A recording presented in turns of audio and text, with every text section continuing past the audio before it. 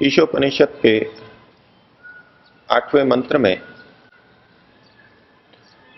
ईश्वर के विविध गुणों का, स्वरूपों का उल्लेख किया गया है। हम उन्हीं को समझने का प्रयास कर रहे हैं। मंत्र में कहा गया वह परमात्मा सपर्यगात शुक्रम, वह परमात्मा सब जगह है, सब जगह हमें प्राप्त है, सब जगह व्याप्त है। और वह परमात्मा दीप्त है, प्रकाशित है। वह परमात्मा बहुत शीघ्रकारी है और बहुत बलवान है। परमात्मा के लिए शुक्रम शब्द का प्रयोग किया गया। शुक्रम के 3 अर्थ कल आपके सामने रखे थे। पहला अर्थ है वह परमात्मा बहुत दीप्तिमान है, प्रकाशमान है। एक दीप्ति भौतिक पदार्थों की होती है, जैसे कि सूर्य की या दीपक की, और एक दीप्ति गुणों की होती है। सूर्य और दीपक की दीप्ति तो भौतिक पदार्थों के अंदर मिलती है, लेकिन गुणों की दीप्ति मनुष्यों में भी होती है, अन्य प्राणियों में भी होती है और परमात्मा में भी होती है। क्योंकि परमात्मा प्रकृति से भिन्न है, इसलिए उसमें यह भौतिक प्रकाश की दीप्ति तो नहीं है। लेकिन गुणों की दीप्ति परमात्मा में अतुलनीय है। मनुष्यों में भी यदि कोई अत्यंत बुद्धिमान वैज्ञानिक हो तो उसका प्रकाश, उसकी चमक, उसका यश सब मनुष्यों के ऊपर छाया रहता है। कोई बहुत तेज धावक हो, धाविका हो, विश्व में सबसे तीव्र गति से दौड़ने वाला हो, तो उसकी दीप्ति, उसका प्रकाश, उसका प्रभाव, उसका यश सबके ऊपर छाया रहता है। इसी तरह से हर क्षेत्र में जो व्यक्ति सर्वश्रेष्ठ होता है, बहुत उच्च स्थिति में होता है, उसकी दीप्ति, उसका यश सब ओर फैला हुआ रहता है। ईश्वर के लिए भी यहां पर शुक्रम शब्द कहा गया। ईश्वर हर क्षेत्र में, हर व्यक्ति से, हर वस्तु से आगे है, बढ़ा हुआ है, अनंत गुना है। हम दूसरे के ज्ञान से प्रभावित होते हैं, वैज्ञानिकों के ज्ञान से प्रभावित होते हैं, लेकिन परमात्मा के ज्ञान की कुछ था लें, कुछ कल्पना करें, विचार करें, तो दुनिया के सारे हजारों लाखों वैज्ञानिक मिलके भी उसके एक अंश तक नहीं पहुंच पाते। हम इस सृष्टि की रचना के किसी भी अंश को ले लें, इस पृथ्वी को ले लें, ब्रह्मांड को ले लें, किस तरह से वो घूम रहे हैं, व्यवस्थित ढंग से चल रहे हैं। पृथ्वी पर भी देख लें किस तरह से भूभाग है और जल भाग है। जल भाग में किस तरह से जीवन चल रहा है। पानी के इतना नीचे भी असंख्य प्राणी जी रहे हैं, कैसे उनके लिए व्यवस्था हो रही है। इस भूमि पर भी इतने मनुष्य और प्राणी जी रहे हैं, इनके लिए कैसे व्यवस्थाएं चल रही हैं। कैसे सूर्य उग रहा है, कैसे वृष्टि हो रही है, कैसे पौधे उग रहे हैं, पौधों के लिए किस तरह से व्यवस्था की गई है। सारी व्यवस्थाओं को देखें और इसके पीछे एक ज्ञानवान सत्ता को देखें तो उसके ज्ञान की हम कल्पना भी नहीं कर पाते। और यदि व्यक्ति के ऊपर आए, इकाई पे आए, तो पौधे की संरचना को देखें, जैसे कि वैज्ञानिक देखते हैं, किस तरह से मिट्टी से फल भी बन रहे हैं, पुष्प भी बन रहे हैं, पत्ते भी बन रहे हैं। अपने शरीर की इकाई को देख लें, किस तरह से अंदर भोजन जा रहा है, पच रहा है, रस रक्त आदि धातुएं बन रही हैं, कोशिकाएं बन रही हैं, उनका पोषण हो रहा है, वहां से मल का निष्कासन हो रहा है, विष चला गया है तो उसका शोधन हो रहा है। किस तरह से अनेक तत्व, रसायन, हार्मोन्स बन रहे हैं, ये सारी की सारी व्यवस्था कोई अत्यंत महान ज्ञानवान व्यक्ति सत्ता ही कर सकती है। तो ज्ञान की दृष्टि से यदि चमक देखें तो परमात्मा की चमक, परमात्मा की दीप्ति अनंत है, और उसको अगर हम दिमाग में रखें तो उसके प्रति हम श्रद्धावनत या पूरी तरह समर्पण कैसे नहीं कर सकते। बल की दृष्टि से भी देखें, एक मनुष्य 100-200 किलो वजन उठा लेता है तो हम बड़े आश्चर्यचकित होते हैं, क्योंकि हम 20-50 किलो, 60 किलो, 75 किलो वजन ही उठा पाते हैं। बड़े आश्चर्यचकित होते हैं, एक रेल का डिब्बा इतना भारी होता है, कोई मनुष्य उठा नहीं सकता। ये बड़े बड़े रेल के डिब्बों के एक पहिए को भी उठा करके देखें तो कितना भार हमें लगता है, कितनी कठिनाई होती है, और उठा भी लें तो कितनी देर हम उठा के रख सकते हैं। और फिर ये इतने बड़े पहाड़, इतनी पृथ्वी, ये सारा ब्रह्मांड, इसको बड़ी सहजता से जो चला रहा है, उसकी शक्ति कितनी होगी हम कल्पना भी नहीं कर सकते। हम किसी कलाकार से प्रभावित होते हैं, उसकी दीप्ति हमारे दिमाग में गूंजती है, कितनी सुंदर मूर्ति बनाई, कितना सुंदर चित्र बनाया। ईश्वर तो कलाकारी में भी अत्यंत महान है, उसकी दीप्ति अत्यंत व्याप्त है। ये मनुष्य शरीर जैसी मूर्ति अथवा किसी भी प्राणी के शरीर की मूर्ति आज तक किसी ने नहीं बनाई। जिस तरह की व्यवस्था एक छोटे से कीड़े में भी है, वैसी व्यवस्था दुनिया के सारे वैज्ञानिक मिलकर के भी नहीं कर पाए हैं। ये प्राणी चलते फिरते हैं, वैज्ञानिकों ने भी कुछ चलती फिरती चीजें बनाई हैं, मोटरसाइकिल बनाई, कार बनाई,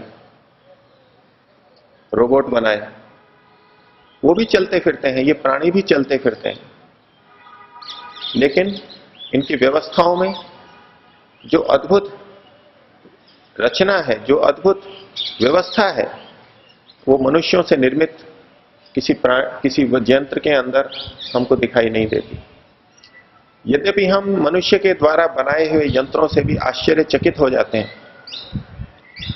किस तरह से रोबोट अपने आप काम करता है जैसे मनुष्य काम कर रहा हो, उससे भी आश्चर्यचकित है। लेकिन हम शरीरों से उतने आश्चर्यचकित नहीं होते, क्योंकि हम मान लेते हैं ये तो परमात्मा के द्वारा बनाया हुआ है, परमात्मा की तो इतनी सामर्थ्य है, इसमें आश्चर्य की क्या बात है। लेकिन परमात्मा के गुणों को विचारने लगे तो उससे अधिक प्रकाशशील, उससे अधिक दीप्त और कोई नहीं है। कलाओं को देखें तो एक एक पुष्प कितना सुंदर बनाया गया है कि प्लास्टिक के पुष्प कभी वैसे बन ही नहीं सकते, कागज के फूल कभी वैसे बन ही नहीं सकते, ऐसी चित्रकारी कोई चित्रकार बना नहीं सकता। तो जिस भी क्षेत्र में हम देखें, परमात्मा की दीप्ति अत्यंत महान है, और इसीलिए परमात्मा को कहा गया कि वो शुक्रम है, दीप्त है। हमारे मन में अपने अपने गुणों को लेकर के कुछ अहंकार आ सकता है, मैं इतना सुंदर हूं। हर व्यक्ति को अपनी सुंदरता पे कुछ नाज रहता है, पूरा शरीर नहीं तो किसी अंग विशेष पे नाज रहता है, मेरा ये अंग अच्छा है, सुंदर है। अपनी वाणी पे, अपनी बुद्धि पे, अपने बल पर, अपनी कला पर नाच हो सकता है। और इस गर्व को दूर करने के लिए ये उपाय बताया जाता है कि हम अपने से बड़े को देखें। अपने बल पे अभिमान है, अजमेर के किसी पहलवान को तो राज्य स्तरीय पहलवान को देख ले, भारतीय स्तर के पहलवान को देख ले। भारत केसरी को अपने बल पर नाज है तो विश्व विजेता पहलवानों को देख ले। अपने से बड़े को देखेंगे तो अपने अंदर जो अभिमान है वो कम हो जाता है, समाप्त हो जाता है। लगता है कि हमारा तो क्या अस्तित्व है, इतने बलवान, इतने ज्ञानवान, इतने बुद्धिमान, इतने कलाकार एक से एक बढ़ के बैठे हैं, तो जो हम छोटे हैं, कम सामर्थ्य रखते हैं, हमारा गर्व उससे दूर हो सकता है। हम अपने कमरे में अपने स्थान पर पहलवानों के चित्र लगा सकते हैं, विद्वानों के, वैज्ञानिकों के, ताकि हमको सतत स्मरण हो सके कि इस गुण में मेरे से ज्यादा ये व्यक्ति विद्यमान है। लेकिन दुनिया में अनंत गुण हैं, हम कितनों के चित्र लगाएंगे? और मान लीजिए हमारी सामर्थ्य कम है, हम तो अपने से बड़ों के चित्र लगा लेंगे या स्मरण कर लेंगे, लेकिन जो विश्व विजेता हैं, विश्व में सर्वश्रेष्ठ हैं अपने अपने क्षेत्र में, वो किसका स्मरण करके गर्व को दूर करेंगे? इस पृथ्वी पर तो उनको कोई अपने समान दिखाई नहीं देता, और हम भी कितने लोगों के चित्र लगाएं, और जिनके चित्र भी लगाएंगे उनके कोई दूसरे गुण होंगे, वो कम होंगे।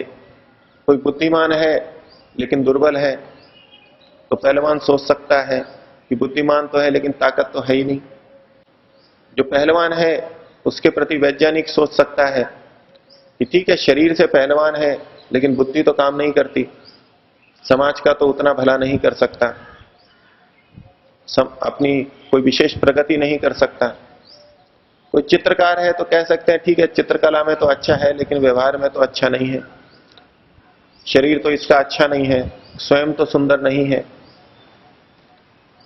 ये सारी बहुत सारी बातें विचारने लगे तो आ जाएंगी, और हम फिर उसी तरह गर्व से युक्त हो सकते हैं कि सामने वाले में तो ये दोष है, मेरे में तो ये दोष नहीं है। तो हमारे लिए अपने गर्व को दूर करने का एकमात्र और अचूक उपाय परमात्मा के गुणों का स्मरण है। परमात्मा हर क्षेत्र में इतना महान है कि उसका स्मरण करके हम अपनी वास्तविक स्थिति में आ सकते हैं। ये कोई अवसाद और हीनता की बात नहीं कि हम तो कुछ भी नहीं हैं, हम तो दीनहीन हैं, हमारी सामर्थ्य तो कुछ भी नहीं है। ये एक वास्तविकता में अपने को पहुंचाना है।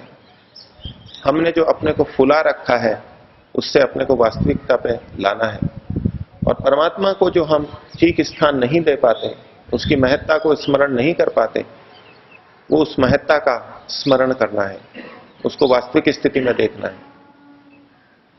तो परमात्मा शुक्रम है, महान है, दीप्त है, और यदि ईश्वर की उस महानता को हम स्मरण रख सकें तो ऐसे कि हम उपेक्षा किस प्रकार से कर सकते हैं? उसको सर्वव्यापक मानते हुए उसकी उपेक्षा हम नहीं कर सकते। जिस भी गुण को जिस दिन देखेंगे, विचार करेंगे, उसी क्षेत्र में वो हमको महान दिखाई देगा। बार बार उसकी महत्ता हमारे मन में आएगी, और हम सदैव उसकी महत्ता को मन में रखते हुए उसके प्रति श्रद्धान्वित होकर के बड़े नम्र भाव से अपना जीवन चला सकेंगे। शुक्रम का दूसरा अर्थ है शीघ्रकारी। मान लीजिए एक जन्म में हमने सैकड़ों लाखों कर्म किए, जिनका फल हमारे को किसी वृक्ष योनि में मिलेगा, जिसका फल हमारे को घोड़ा बनकर के या चींटी बनकर के मिलेगा। उस कर्म को तो हमने कर दिया। या शीघ्रकारी का हम अर्थ ये समझें कि जैसे ही हमने कर्म किया उसी समय हमारे को फल मिल जाए। क्या इसी समय हम घोड़ा बनेंगे? क्या इसी समय चींटी बनेंगे? ये आत्मा के लिए संभव नहीं है, और अगर ऐसा हो तो फिर हमारे को जो मनुष्य बन के कर्म करने का अवसर मिला है, तो वो अवसर हमारा जाता रहेगा, हमारा हित नहीं होगा। मान लीजिए किसी बच्चे ने 10 या 15 वर्ष की आयु में कोई ऐसा दुष्कर्म कर दिया, किसी की हत्या कर दी, जिसका फल उसको वर्षों तक मछली बन करके भोगना है। तो क्या उस कर्म को करते ही उसको मछली बना दिया जाए? तो कर्म की शीघ्रता तो हमको दिखाई दे जाएगी, लेकिन जिन कर्मों के आधार पर जो अवसर उसको मनुष्य जन्म में मिला है कुछ कर्म करने का, वो तो नहीं रहेगा। उसको अपने कर्मों को सुधारने का अवसर तो नहीं मिलेगा। हम तो बचपन में ही कितनी त्रुटियां गलतियां कर देते हैं, फिर युवा कौन बनेगा? ये संसार कैसे चलेगा? इसमें वृद्धजन कहां रहेंगे जो कि दूसरों को शिक्षा दे सकें? ये सारी की सारी व्यवस्था हमारे हित के लिए की गई है। ये जो देरी है, जिसको हम देरी कहते हैं, ये वस्तुतः देरी नहीं है, ये हमारे ऊपर ईश्वर की कृपा है, ऐसी व्यवस्था है। जितनी जल्दी कर्मों का निपटारा हो सकता है आत्मा की दृष्टि से, हमारी सामर्थ्य की दृष्टि से, उतना ईश्वर करता है। हमने कोई बहुत अच्छा कर्म किया और बहुत बुरा भी किया, तो क्या हम ये चाहेंगे कि उस अच्छे कर्म का अच्छा फल मिलते समय ही हमको बुरे कर्म का फल भी मिल जाए? और एक साथ मिले तो क्या हम उस सारे सुख को या सारे दुख को भोग सकते हैं? बहुत हमने पुण्य का कार्य किया, उसको भोगने के लिए उसका सुख फल इतना है कि वर्षों तक हमारे को भोगना होता है, वर्षों तक हम उसका सुख ले सकते हैं। क्या परमात्मा शीघ्रकारी रूप से यह व्यवस्था करे जिस सुख को हम 20 साल में भोगते हैं उसको 20 मिनट में भुगवा दे और कह दे कि बड़ी शीघ्रता से निपटारा कर दिया है मैंने? ये हमारे भी हित में नहीं है और हम कर भी नहीं सकते। हमारी आत्माओं की सामर्थ्य नहीं है कि इतनी शीघ्रता से कर्म फलों को भोग सकें। इसलिए परमात्मा ने ये व्यवस्थाएं की हैं, किस कर्म का फल तत्काल मिलेगा और किसका भविष्य में मिलेगा। और परमात्मा की व्यवस्था में कुछ तत्काल फल भी हैं, तत्काल परिणाम भी हैं। जहां परमात्मा को आवश्यक लगा वो वहां तत्काल फल भी देता है। हमने अग्नि में हाथ डाला तो हाथ हमारा जलेगा, ये व्यवस्था कर रखी है, तत्काल जलेगा। इस कर्म का परिणाम तत्काल आएगा।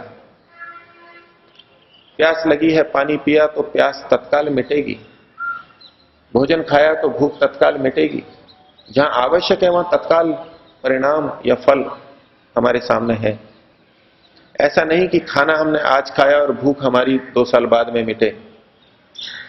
ये हमारे लिए हितकर नहीं है, उपयुक्त नहीं है।